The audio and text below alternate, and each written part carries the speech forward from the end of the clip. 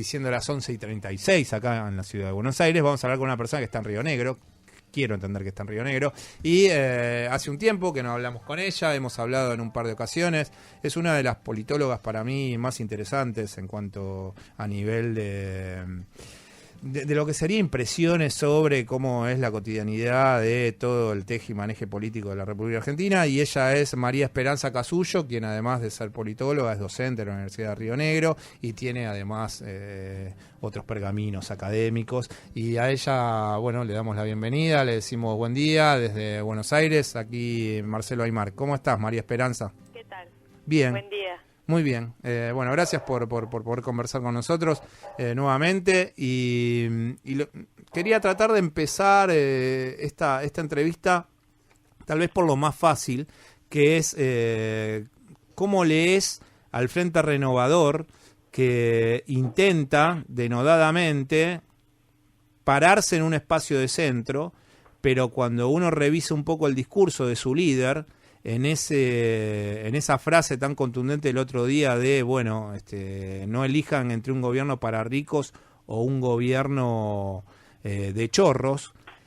Si uno se pone a mirar para atrás, él en ese supuesto gobierno de chorros tuvo un par de gerencias de departamentos a cargo, y en el gobierno de ricos estuvo llevando la valija en los primeros meses de la administración Macri. Entonces, si uno hace un análisis exhaustivo de esa frase, me parece que está un poco manchada en los dichos de Massa, y cómo lees el posicionamiento de él a sabiendas que, bueno, tal vez esto le juegue en contra, ¿no?, en sus votantes.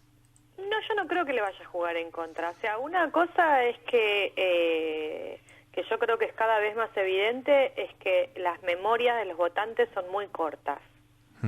Y lo que importa en una elección es el posicionamiento actual. O sea, si eso no fuera así, no se podría entender nada. Es decir, no se podría entender la candidatura de Lustó en la ciudad, en la UCR, en la provincia, en la ciudad de Buenos Aires. No se podría entender la mitad de las cosas que hizo el gobierno macrista en el poder, que en muchos casos fueron directamente contradictorias de lo que se había prometido en la campaña, ¿no? Sí. O sea, ¿vos crees que no le jugaría en contra eso al votante que él trata de cautivar hoy? No, porque ya no le jugó en contra. Es decir, la pregunta es, ¿la persona que votó a Massa en el 2013 va a dejar de votar a Massa hoy porque era jefe de gabinete del kirchnerismo en el 2009? No lo va a dejar de votar. Ahora, la otra pregunta, tal vez más interesante, es si hay una persona que no lo votó en el 2013 que hoy podría votarlo, ¿no? Y yo creo que ahí pesa o intenta para ser el antídoto contra eso, se incorporó a la alianza con Margarita Stolbizer, ¿no? Sí. Es decir, bueno, lo que hicimos en el pasado podemos habernos equivocado, pero ahora hicimos una autocrítica y decidimos cómo fortalecer el ángulo anticorrupción, para decirlo así. Sí, desde una mirada periodística, lo que a mí me hace un poco de ruido, y comparto la mirada tuya de no hay evolución tal vez en el votante si empieza a marcar todos los palitos deficientes que tiene un candidato, pero sí desde la mirada periodística lo que sí me parece es que es raro que en 4 o 5 meses un candidato que fue a presidente y ahora me imagino que también va a jugar, se olvide de ese viaje de Davos y de esa amistad tan fructífera de los primeros meses de la administración de Macri, y ahora a 4 o 5 meses decir que son un gobierno para ricos, ¿no? Bueno, es que yo creo que en ese sentido, si yo fuera consultora de la campaña de Massa, que no lo soy de ninguna manera, lo que yo diría en ese caso es, nosotros le dimos el beneficio de la duda a un gobierno nuevo, ¿no? Es decir, apostamos a que el gobierno le fuera bien, colaboramos con el gobierno en los primeros meses y ahora llegamos a la conclusión de que es un gobierno para ricos. O sea, yo creo que eso no va a ser lo que en definitiva impacte o no impacte en el éxito que pueda tener Massa, ¿no? O sea, yo creo que Massa está apuntando a ese público, que es un público que ellos piensan, siente o sentía simpatía con el macrismo. Muchos, la mayoría, me atrevo a decir yo, de los votantes de Massa de la primera ronda del 2015 votaron al macrismo en segunda ronda, y eso para mí es la gran explicación que permite entender por qué ganó el macrismo en el balotaje, por qué ganó Macri el balotaje, pero que ahora están desencantados. Y yo no creo que sea una mala lectura eso, viendo algunas de las... Yo justo ayer estuve haciendo una revisión de algunas encuestas, y siempre tomando las encuestas con ciertas pinzas, por decirlo así. Me parece que Massa está viendo... Yo ayer vi un dato que me resultó muy interesante, una encuesta de Gustavo Córdoba, que es que el 25% de los votantes del macrismo en el balotaje no están satisfechos con el gobierno, ¿no? Sí. Y el 27% de los votantes de Macri en el balotaje piensan que su situación personal va a empeorar. Entonces yo creo que Massa le está hablando a ese sector. Tal vez no le está hablando a todos los sectores, pero ningún político le habla nunca a todos los sectores. No le está hablando a ese sector. Sí, va a robar votos diciendo, a Cambiemos. Bueno, usted tal vez lo votó, o tal vez, aunque si no lo votó, no tenía una oposición fuertemente opositora, y ahora siente que su vida está un poco peor, digamos. Sí. Y por el otro lado, bueno, tenemos el panorama de, bueno, lo expectante de esta salida de Cristina el jueves por la noche, en donde vuelvo a repetir una lectura que hace minutos cuando empezó el programa yo dije, que lamentablemente si hay algo que a nosotros nos interesa desde el trabajo periodístico político es reforzar la democracia, porque me parece que eso tiene que ver también con que haya libertad de expresión, con que un país crezca, con que bueno haya mejoras a nivel ciudadano en líneas generales. Y todo se va hacia otra vez un cuello de botella en donde no va a haber paso y en donde, desde mi punto de vista, Cristina Fernández va a intentar repetir el error, porque yo creo que la interna dentro de un partido hace crecer a ese mismo partido, hace potenciar ciertas candidaturas, y hay como una lucha también con el ego de ella de no permitirse tal vez bajar, sabiendo que fue 8 años presidenta de la República Argentina y permitiendo unas pasos, tal vez ella es como que va a terminar jugando un juego que no quiere, y en definitiva lo que yo quería decir es, bueno, no está bueno que ninguna de las tres fuerzas políticas importantes no tengan o avisoren que haya unas pasos. Pero bueno, ¿cómo ves la lectura dentro de lo que es el PJ y el FPV? Yo creo que, o sea, yo comparto tu apreciación de que lo ideal son las internas. Es decir, si hay algo que nos encantan y nos enloquecen y nos llenan de amor a los politólogos son las internas partidarias, ¿no? No siempre, y en la mayoría de los casos, los partidos no nos dan bola en eso de las internas. Yo creo que en el PJ pasan dos cosas. Primero, hay una lectura que puede ser equivocada, pero yo creo que esa es la lectura de que las PASO el año pasado paradojalmente no fortalecieron al partido, sino que lo debilitaron, ¿no? En este sentido, las PASO generaron muchos enfrentamientos a nivel, más bien diría yo, de la dirigencia, y además las PASO, bueno, terminaron eligiendo, que es algo que es un efecto negativo que es muy común en las primarias, ¿no? Que es que en las primarias tiene mayor peso la base del partido, entonces es bastante común de que terminen eligiendo un candidato que refleja las preferencias de la base de un partido, pero que no es el candidato más elegible en una elección general, que es lo que pasó con Aníbal Fernández. Entonces yo creo que hay una lectura de una parte del PJ de que en este contexto particular, en el contexto de estar en la oposición y de tener que hacer una oposición fuerte al macrismo, sería mejor y sería menos traumático hacer una lista única y ya concentrarse en la elección general y no tener un mes de desgaste de unas PASO. Ahora, dicho esto, es decir, yo creo que perfectamente podría haber unas PASO y solucionarse así la cuestión. Yo, viendo la entrevista de Cristina el otro día, tuve la lectura opuesta y me pregunto si es uno de estos casos en los que uno se pregunta si está equivocada uno o están equivocados todos los demás, con lo cual estadísticamente hay mucha más probabilidad de que esté equivocada yo, ¿no? Pero yo creo que en esa entrevista lo que manifestó Cristina es que ella preferiría no ir. Es decir, a mí me parece que la manera... a mí me parece que lo que esa entrevista fue una apertura, una invitación a una apertura de negociación de Randazzo, a hacer una lista única y a negociar los lugares en las listas.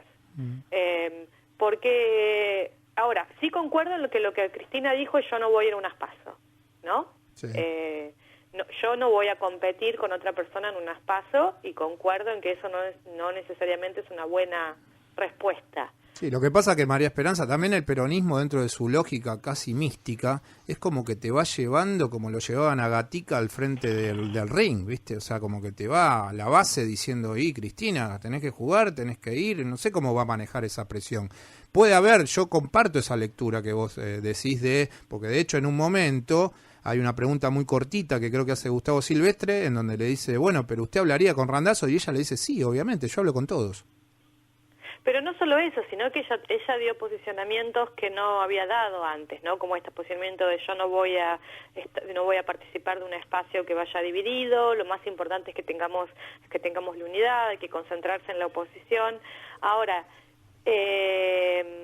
no solo es la base, digamos, acá el peronismo hoy tiene una paradoja que es real y que yo creo que la reconocen todos los sectores del peronismo, ¿no? No sé si es una paradoja, es una dilemática, digamos. En la cual Cristina Fernández de Kirchner tiene la intención de votos más alta de cualquiera de los candidatos peronistas, de cualquiera que uno mida, y al mismo tiempo tiene una imagen negativa muy alta, ¿no? O sea, tiene la base más alta y tiene el techo más bajo, y viceversa. Es decir, cuando Randazzo dice, bueno, nosotros somos... este es un candidato que tiene, nosotros podemos apelar a otros sectores porque no tenemos esa imagen negativa tan alta, tiene razón. Ahora, también es cierto que Randazzo tiene un desconocimiento infernal en las encuestas y tiene una intención de votos que no llega ni a la mitad de la que tiene Cristina. Entonces, ambos sectores tienen razón. No sé si se entiende lo que estoy diciendo, ¿no? Entonces, sí. Bueno, ahora se abre y además hay otra dificultad, que es que, vos fíjate que para mí, el dato más importante de la entrevista a Cristina el domingo no es lo que se dijo, es como el mastín de Baskerville, ¿no? No es lo que se dijo, sino lo que no se dijo. Hay una palabra que no se mencionó durante todo lo que duró la entrevista, que fue la palabra Scioli.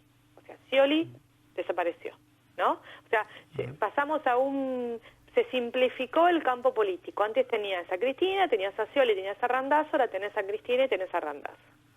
Sí. Esas son las dos personas que están, de cuya virtud, para hablar en términos de Maquiavelo, sí, y Randazzo también lo que tiene es como este niñito que quiere golpear la puerta y decir, che, cuando me toca el helado a mí, ¿no? Sí, a ver, no es que no tenga méritos para hacerlo y no es que tenga derechos para hacerlo, ¿no? Digamos, pero el tema es, o sea, esto de decir, bueno... Pero no sos el dueño de la heladería. No me bajo de las PASO.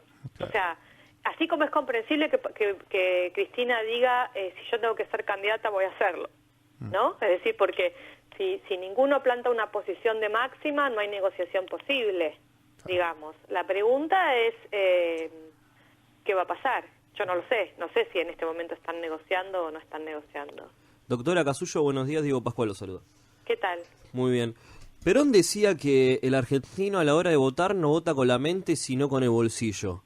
Viendo la situación actual de la economía y también viendo que el gobierno de Mauricio Macri no va a cambiar un rumbo como para que esto mejore de cara a octubre, ¿cómo ve la situación del votante macrista en ese sentido? También con lo que decía anteriormente con lo de Massa, ¿no? Que varios de los votantes que votaron en el balotaje en contra de Scioli se estaban como tratando de ir para otro partido, ¿no? Por así decirlo. Yo creo que, a ver, me parece que la situación, a veces uno tiende a sobreanalizar todo, ¿no? Y nosotros, los politólogos, somos muy culpables de esto. Pero la situación es bastante simple, en un cierto sentido. Tenés un 30%, o lo que parecen indicar las encuestas, más o menos, es que tenés un 30% de los votantes que uno podría decir son netamente opositores, y no solo opositores, sino que son kirchneristas. Es decir, hay un núcleo que es muy sólido. Uno ve cualquier encuesta que vea, realmente uno no deja de sorprenderse de la solidez del núcleo de apoyo al kirchnerismo. Así como también al mismo tiempo hay un 30% de votantes que van a votar a Cambiemos y que están dispuestos, por lo menos hasta ahora, a aceptar y a comprender cualquier tipo de, digamos, de bandazo que haga el gobierno, ¿no? Sí. Es decir, si el gobierno antes decía que no había que tener proyectos con China y ahora tiene proyectos con China, ese votante está perfectamente dispuesto a aceptar ese cambio de política y así sucesivamente. La pregunta, por supuesto, eso nos da el 60% de los votantes, es qué pasa con el otro 40%, ¿no? Sí. Y bueno, ahí la gran pregunta para mí es qué va a pasar con ese. Me parece que Massa tiene una lectura que yo creo que es adecuada en este momento. ¿Qué va a pasar con ese? Dentro de ese 40, un núcleo muy importante es el núcleo de votantes que votó a Macri en segunda ronda, que no son macristas convencidos y que ahora probablemente es gente que hoy por hoy no está ni siquiera pensando en las elecciones y mucho menos tiene una posición y no tiene una posición formada, pero hay como un malestar, por decirlo así. Y también claramente esa es la gente a la cual le está hablando de una manera casi desesperada el gobierno en las últimas semanas, ¿no? O sea, fíjense, el kirchnerismo le dice el peronismo en sentido amplio, no solo el kirchnerismo, le dice a ese núcleo, le dice, este gobierno es un desastre, vamos caminos a estrellarnos, vos tenés que ser opositor neto. Cambiemos le dice, sabemos que estamos mal, sabemos que tenés problemas, pero confía en nosotros vamos a mejorar, y además el responsable de que vos estés mal hoy no somos nosotros, sino que es el gobierno anterior. Esa es básicamente el núcleo del discurso, pitch de Cambiemos. Sí. Y Massa le dice, vos sos antikirchnerista, votaste a este gobierno, está todo bien, este gobierno no es gente mala, pero la pifian. ¿Sí? Necesitamos un nuevo camino de cambio, digamos, no tan abrupto, ¿no? Bueno, va a haber que ver qué piensa la gente, y por suerte para eso tenemos elecciones. Pero, más que nada, lo que iba la pregunta mía, porque la mayoría de la gente en Argentina es apolítica, piensa con el bolsillo.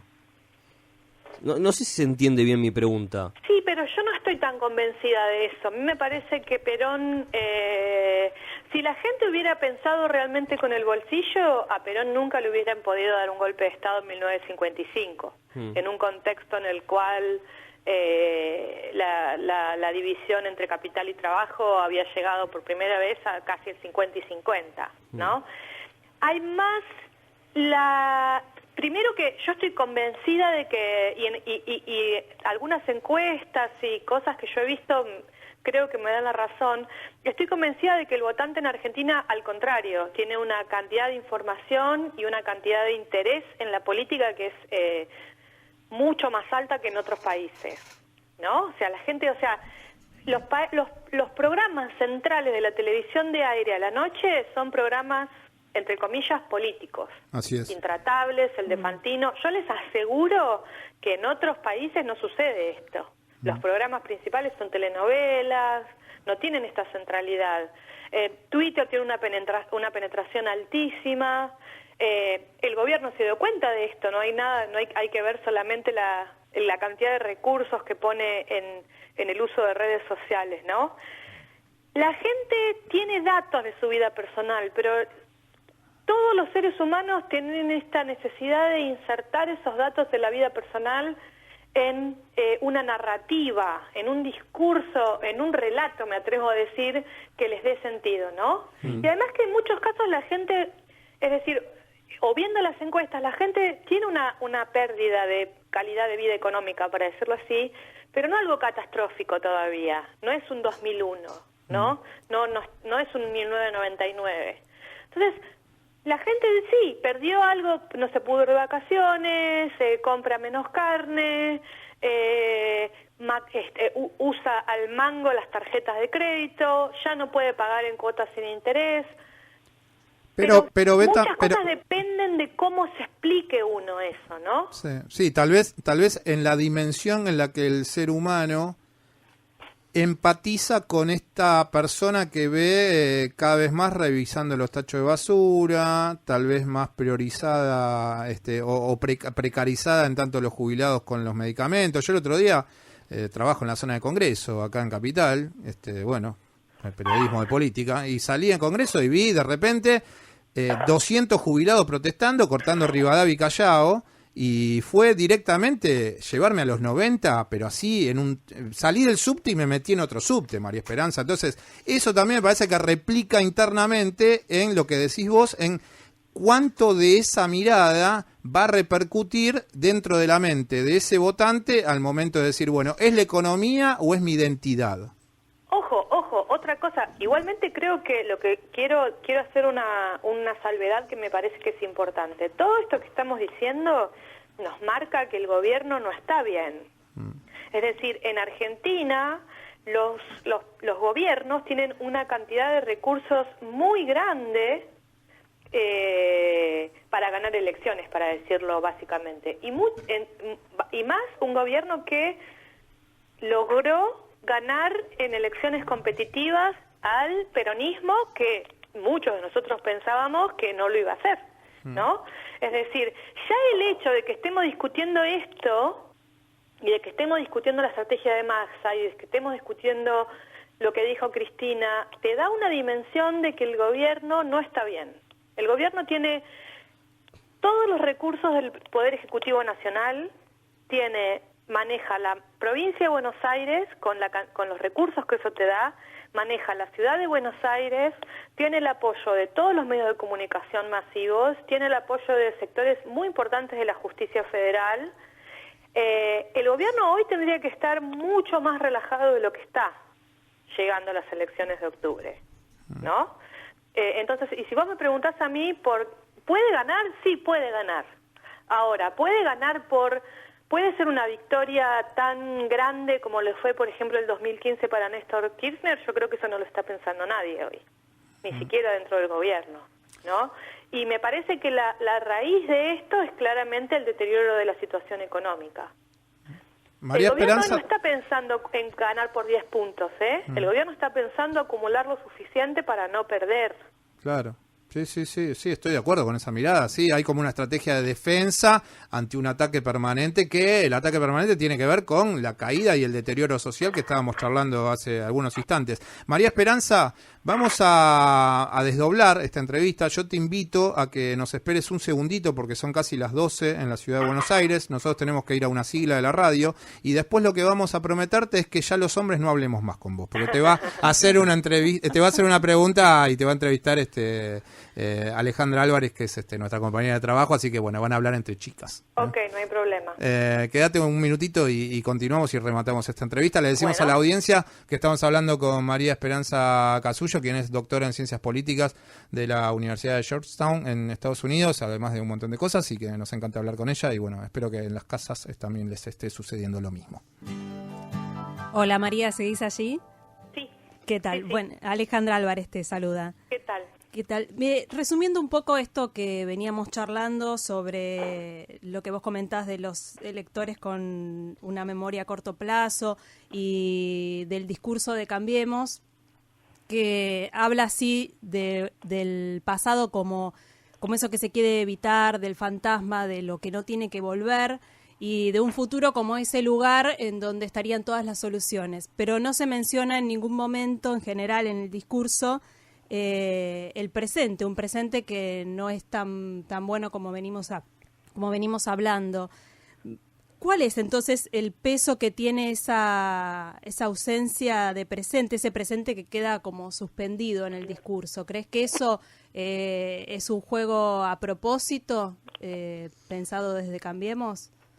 Sí, bueno, es un juego a propósito porque mucha campaña con el presente no pueden hacer, ¿no? Uh-huh. Es decir, yo creo que sí.